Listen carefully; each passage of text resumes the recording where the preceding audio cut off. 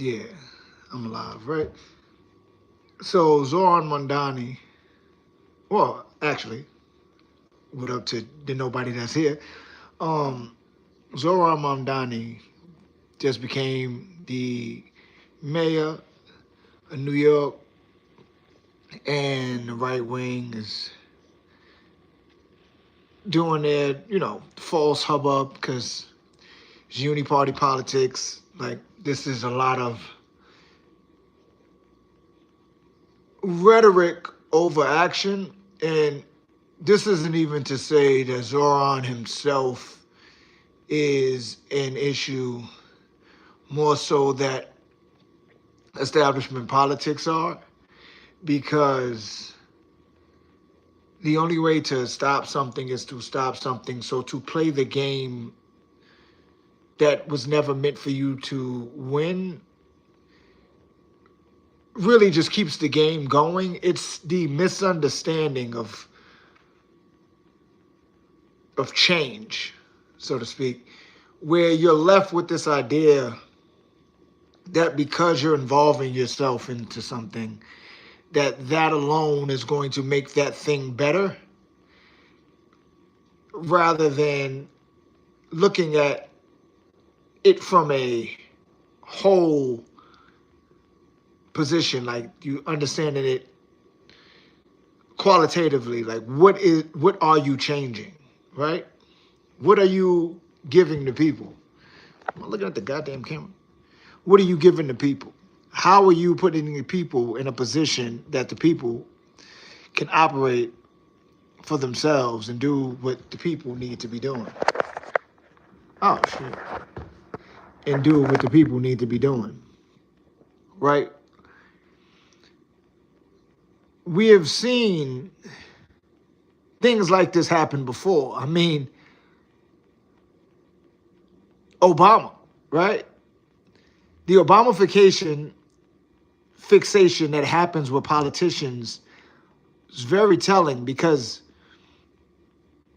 it just causes a lot of progressive inertia where you feel as though things are happening, but they really aren't. Like, maybe a couple of policies get passed, maybe you have a couple things change for a split second, but it'll be for what it is for however long it is until somebody changes it, because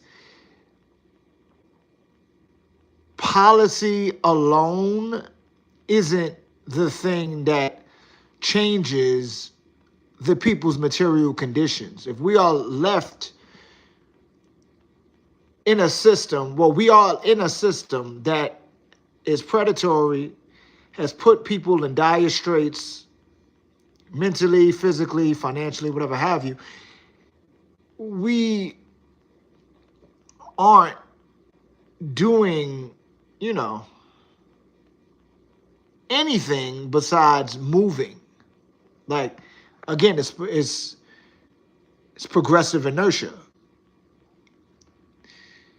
You feel as though, hey, I voted for this person.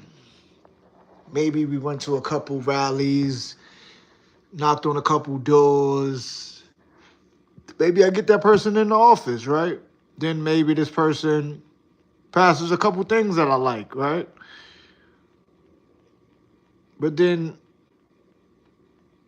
when did the Voting Rights Act get, like, was it in the, that was like 65, right? The Voting Rights Act. They've been fighting over that since 65. You see what I'm, like, that's progressive inertia in and of itself. People were protesting, fighting for human rights. One of the human rights was being able to vote within this system. They still faced a bunch of backlash, still do to this day, to vote. And now we are still in 2025 arguing about voting rights. Like, that's the thing. It's a it's a matter of a lot of nothing happening, but something's happening because at the end of the day's going to end. And I think that's the main issue with any of this progressive inertia, where we aren't putting ourselves in a position to be in a better position. We're just putting ourselves in a position where we're putting a hat on a hat and just moving over to something else.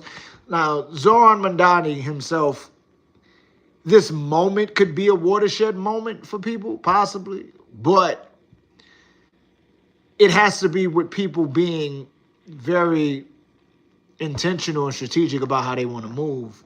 Now, obviously, I'm not about to tell you what to do via a YouTube live, but I'm also just trying to help anybody understand that the people power that people talk about, because even Zohran, like I watched his acceptance speech or whatever, his victory speech, and him talking about the people, using the language of the people, because at the end of the day, populism wins elections. That language is the language of the people, and the people need to do the things, because if you keep looking at the politics, you are just simply playing into the hand of progressive inertia. You are allowing yourself to think just because you're doing something, something's being done. It's the difference between understanding that perfect practice makes perfect rather than practice makes perfect. It's the understanding that just because you are growing older does not mean you are wiser. That is not how quantity and quality work within the dialectical framework, right? You can't keep doing the same. There's so many goddamn sayings and so many things that one could,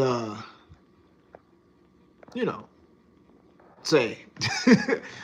But ultimately, Zohran winning can be a watershed moment amongst the people. Like, people can, you would pray that they look to organize. You would pray that they look to find their people and rally around, the class, their class consciousness, and deal with the class antagonisms and deal with their contradictions, and not allow themselves to become hypocrites. And for me personally, I feel like the most hypocritical thing is to be a politician when you understand these things. Now, strategically speaking, it can be used for whatever it's used for, right? But ultimately, a career politician is a hypocrite. It's the difference between John Lewis, the activist, and John Lewis, the politician. So this idea that because Zohran won, that we're going to see massive change across the board with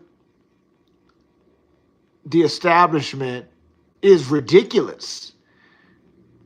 Why? The woman that won, I think, governor in Virginia, is a former CIA agent.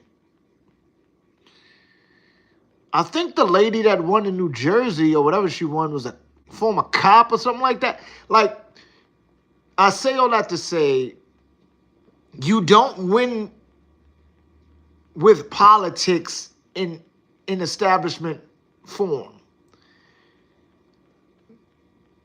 All you're doing is doing nothing, thinking that you're doing something, and that is because of progressive inertia. You are allowing yourself to be placed in this Ouroboros where you think if I just do my civic duty, if I scream loud enough, I can get the right politician in office, and then they can do everything with, me yelling in the background for things to change forever.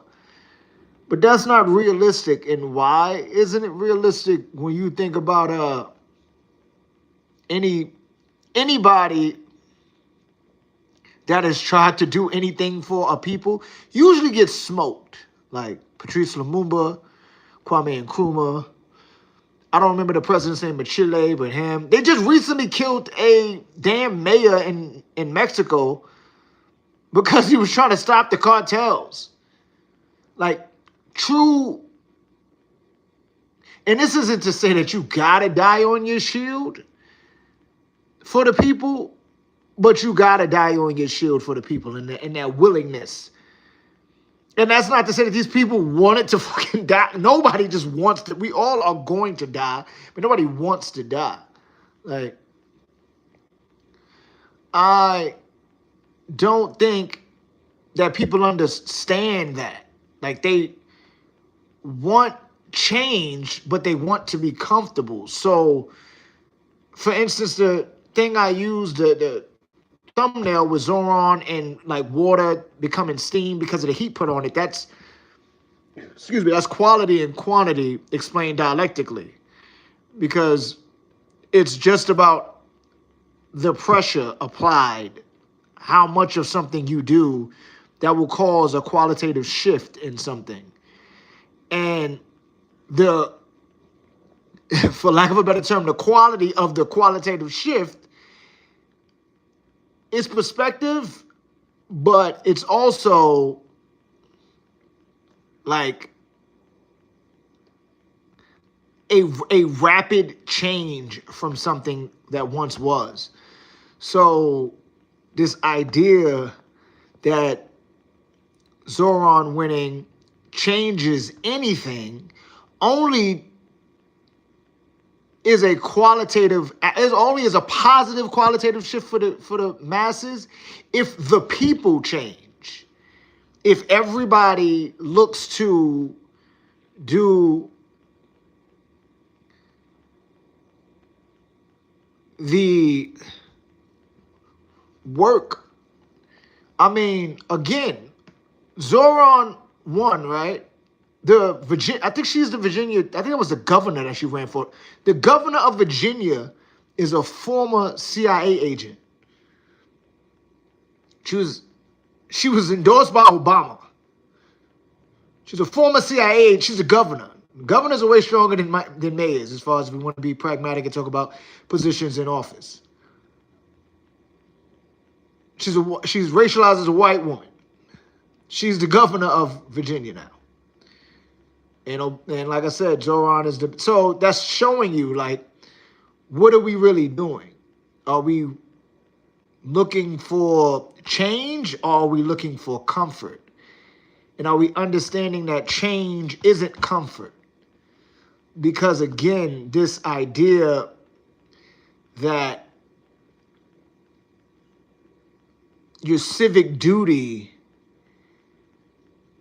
is the way that one can bring about societal change is honestly disingenuous, in that what is the change really? So for instance, back to the understanding of quantity and quality, dialectically speaking, in regards to age with wisdom, you growing older does not make you any better than you once were. Like, and I'm not even talking about, the degeneration of like bones and whatever in college and all of it. I'm talking about like your personality wise, like the quantity, like the things that have the quantity of your experiences, all the things that have helped mold you into the person that you are currently. Those things and you growing older aren't necessarily one of one. there are a lot of people who aren't wise but are old as fuck. And there are a lot of people who aren't old but are wise as fuck. So this idea can then tie into voting and playing politics, that playing establishment politics, in that we see in certain instances, in certain regards, what politics does around the world in different elections. And then if you talk to people and listen how they operate wherever they at. But you see that a lot of this is really limited if it's like good things that are happening to like that area. And it'll be good for like a little bit until it's challenged. So then in turn, it really wasn't that good. It just was a stopgap. So then in turn, it really wasn't good. It was just comfort. So what are the people looking for, right? So again, Zohran is the mayor, right? A fucking CIA agent, former CIA, is the governor of Virginia. And she was going against a woman that was a big Trump supporter and that was backed by him, and she lost because of it. And she was, racialized as a black woman. So she had two knocks on her. But people were rather a CIA agent. So it makes one question, what is it that the people want if they only limit themselves to their civic duty? And this isn't to say that some people don't do other things. I'm not saying that everybody that votes only votes and they don't go out there and fight through protests, through boycotts, through any kind of thing with policy, anything of that nature. I'm not even saying that. I'm just saying, like, what is the end goal of all of this? Because if one can say go back to normal, what is normal? What is it that you're necessarily looking for? Is it the status quo? But then isn't the status quo dangerous? Like, what is it that you want for real? Because I've heard people argue go back to normal when it came to, Donald Trump getting into office. What was normal before? Like, what was the good thing before that people were going off thinking that they were living in the greatest place in the world? Like, what is this lie being told? It kind of then makes me think about the greatest laundering of terrible acts, I think, by anybody is the ruling class, the predator class or whatever of Japan, right? If you look at Japan's history, as far as the ruling parties or whatnot of Japan and what they've done to places like China and Korea and their own people or whatnot, is deplorable. If you look at like how they was operating the Second Imperial War, aka World War II, it's deplorable, right? But there's so many people that don't know anything about Japan because they've been able, through shame and laundering of their terrible acts, able to just make anime and just be like, hey, man, like, anime, like, right? Like, that's what you like. You like anime. You don't need to know about the Russia-Japan war. You don't need to know about what happened in Korea. You don't need to know about what happened in China. You don't need to know why we don't have an army in the sense that everybody else has an army. You don't want to know. Here is Pokemon. Take that. That's what you like. I don't need you looking up what we were doing. Like the shame and shit. So like that, right? You look at like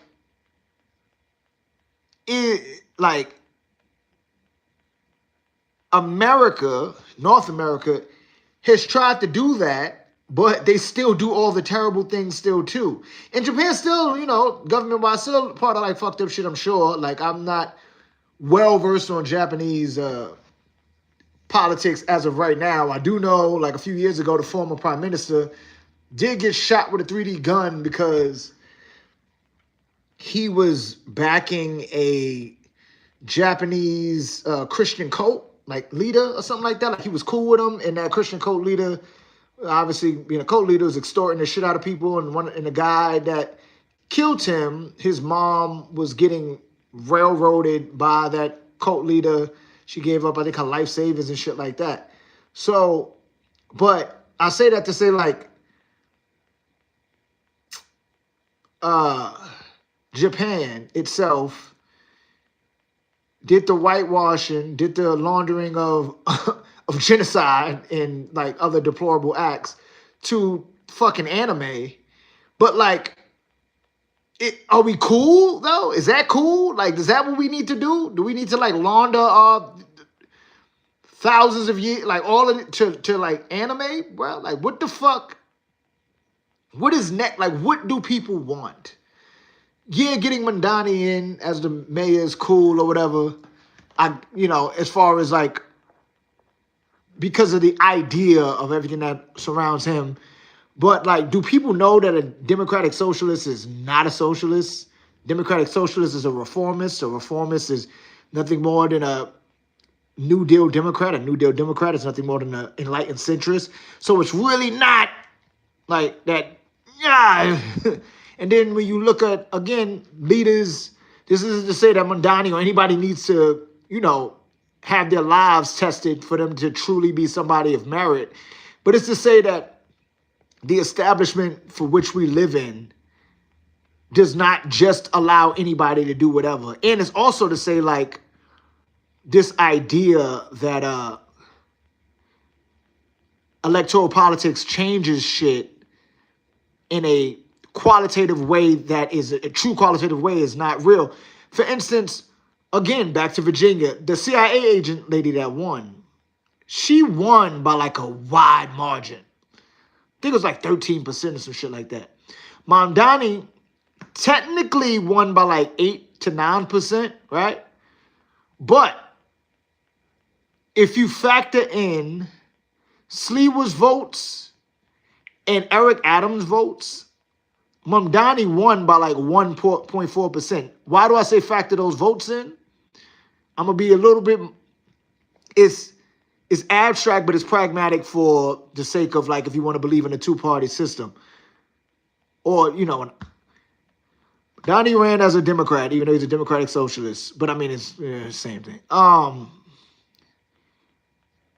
What's the name ran as an independent? Cuomo. But I mean, he was a Republican. Sliwa ran as a Republican.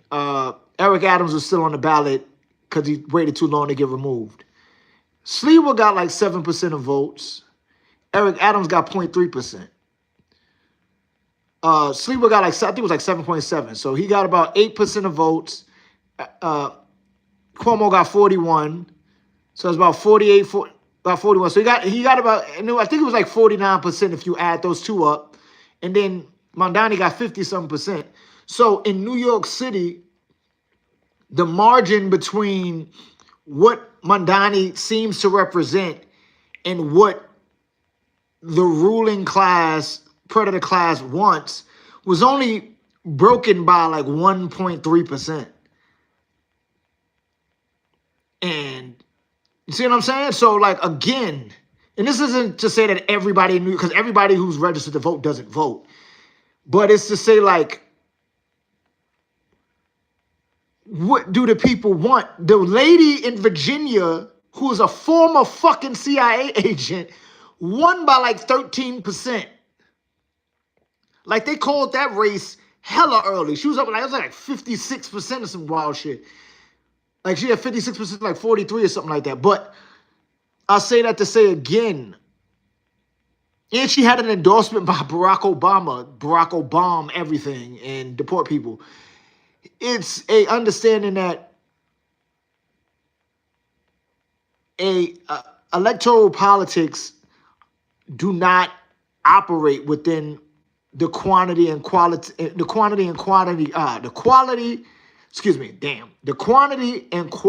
understanding of dialectical materialism.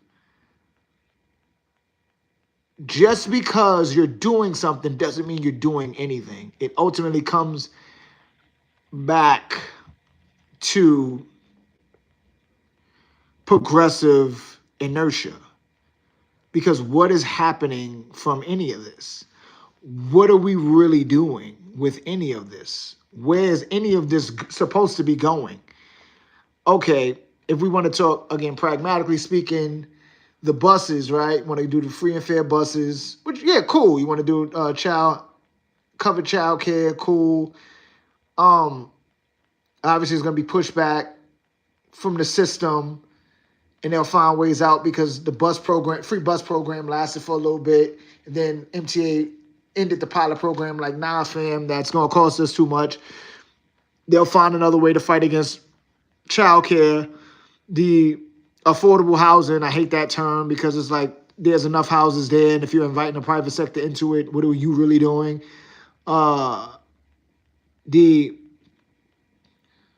The pulling back on the understanding of what defund the police means, the mobile crisis units as if those don't already exist.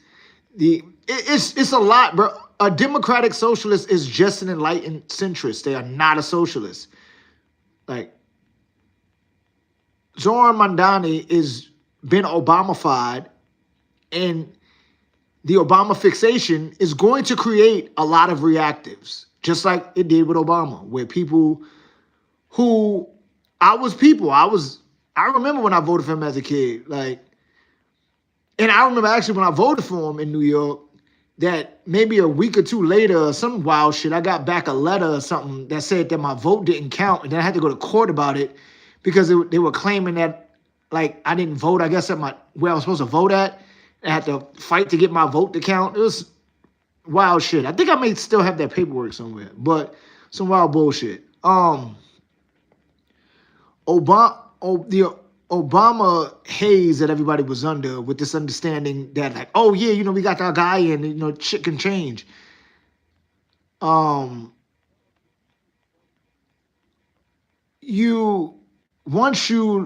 you sat back and realized, like, oh shit, like, he's doing the same things that Bush and all the rest of them were doing. He's just doing it with seasoning. There's no difference. Once you realize that and you started to say shit, there's people that would not hear you. Everybody became reactive about Obama. And then once he got out of office, they all became reactionaries because they want that old thing back. So when it comes to somebody like Zohran, he is the mayor, not the governor. Kathy Hochul ain't shit, but she's supposed to be getting primaried or whatever. But I mean, that's just for somebody who also worked for Obama before. But you see, like, this musical chairs within the establishment doesn't really change much. Again, it is progressive inertia, because what is to happen from this? And this isn't even a thing of saying, like, that Zohran Mamdani himself directly is a bad person. I can only judge by what you present. So the things that he's presented have given me pause, and I'm skeptical about everybody. But at the same time, I'm not going to be like, oh, he's purposely doing X, Y, and Z to keep the uni party going. Like, I can't put my brain in his head. But what I will say is, playing by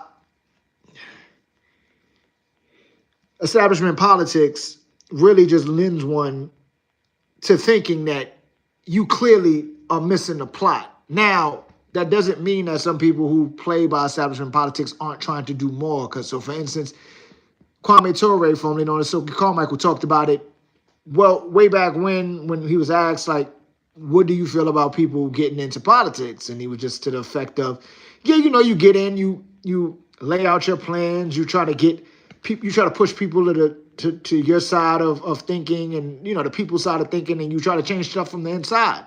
But as time went on with him, and like with anybody else, you realize that that's not how shit works.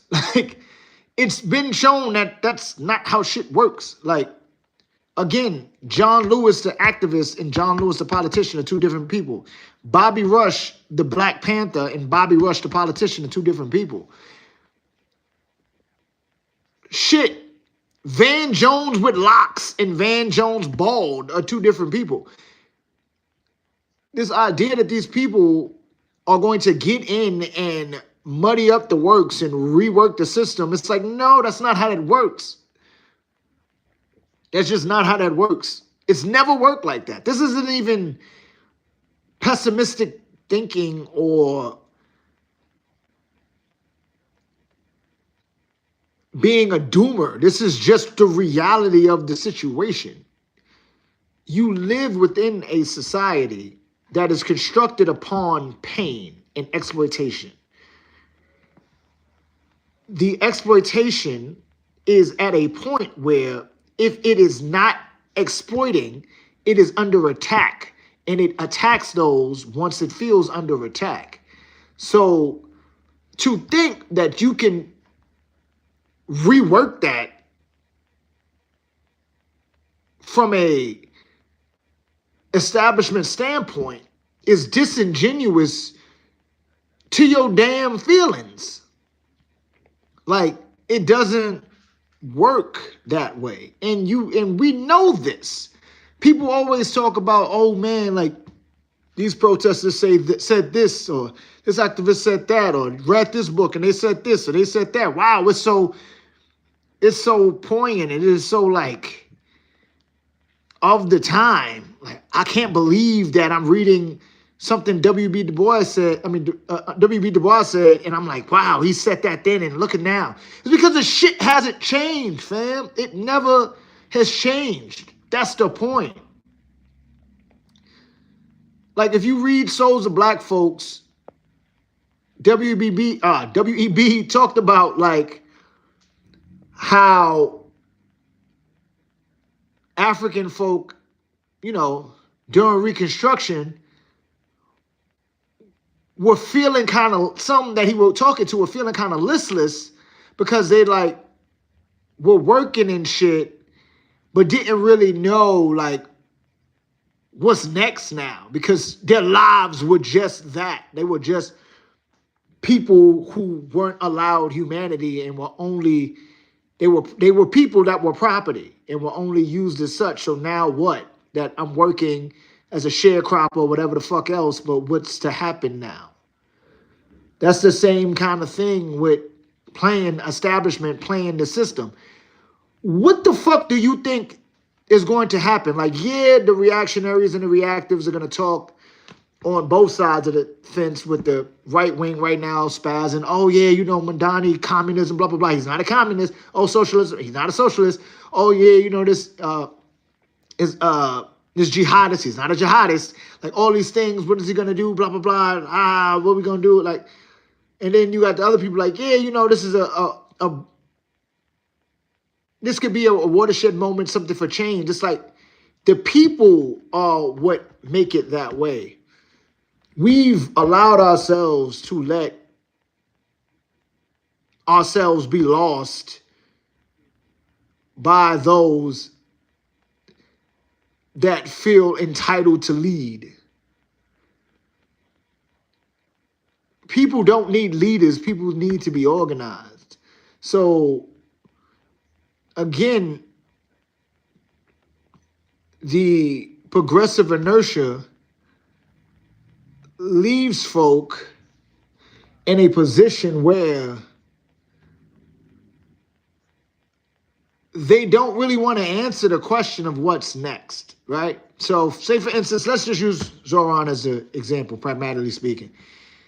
He's going to be the mayor for 4 years. Let's say after that, he wants to run for governor. Okay. Obviously, to be pushed back or whatever. What's to happen? Oh, yeah. Okay, you make, ideally, you make New York City, New York State, for that matter, if he becomes governor, you make that a utopia. Like, what? We don't live, Wakanda isn't real. Like, it was made after, there was a fucking metaphor for the Congo, low-key, but still fuck Stan Lee and all that other bullshit. But Wakanda isn't real. So you can't, again, do this game of, if it's cool here, then I'm cool. Because then that's just comfortable demise. Internationalism is a thing for a reason. That's what Huey talked about. That's what Malik al-Shabazz was on before they assassinated him. That's what Dr. King was on before they assassinated him. Everybody that tends to get smoked once they realize that it's a class war and that we all need to come together. That's when shit gets wild. If you look up the history of like peasant revolts, that's what, like the Reformation era. After Martin Luther wrote what he wrote about the church cashing people out to go to heaven and shit, the peasants the peasant class was already pissed off. They wilded out after that. Martin Luther was like, wait, nah, I ain't mean for y'all to kill people. Fuck you, Martin.